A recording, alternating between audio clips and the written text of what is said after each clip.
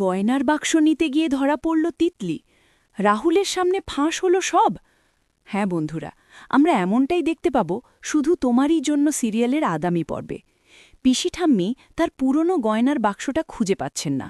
সবার সামনে তিনি রাগে ফুঁসছেন, আর বাড়ির পরিবেশ হয়ে উঠেছে ভারী। কেউ কিছু বলতে পারছে না, কিন্তু সবার মনে একটা অদ্ভুত সন্দেহ কাজ করছে। এদিকে তিতলি চুপচাপ নিজের ঘরে বসে আছে। তার মুখে অস্থিরতার ছাপ স্পষ্ট। সে জানে এই ঘটনার সঙ্গে তার নাম জড়ালে বড় বিপদ হতে পারে, কারণ কিছুক্ষণ আগেই সে লুকিয়ে পিসিঠাম্মির ঘরে ঢুকে গয়নার বাক্সটা নিতে গিয়েছিল। কিন্তু ঠিক তখনই দরজার বাইরে পায়ের শব্দ শুনে সে ভয় পেয়ে যায় এবং তাড়াহুড়ো করে বাক্সটা আলমারির ভেতরেই রেখে পালিয়ে আসে। ঠিক তখনই রাহুল সন্দেহ নিয়ে তিতলির সামনে এসে দাঁড়ায়।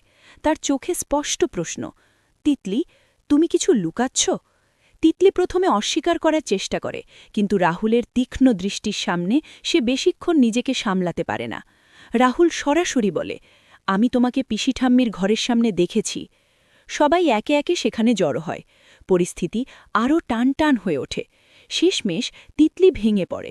কাঁদতে কাঁদতে সে স্বীকার করে সে গয়নার বাক্সটা নিতে গিয়েছিল, তবে চুরি করার জন্য নয়, বরং একটা ভুল বোঝাবুঝির কারণে। সে ভাবছিল ওই গয়নার ভেতর এমন কিছু আছে যা তার জীবনের বড় এক সত্যি প্রমাণ করতে পারে।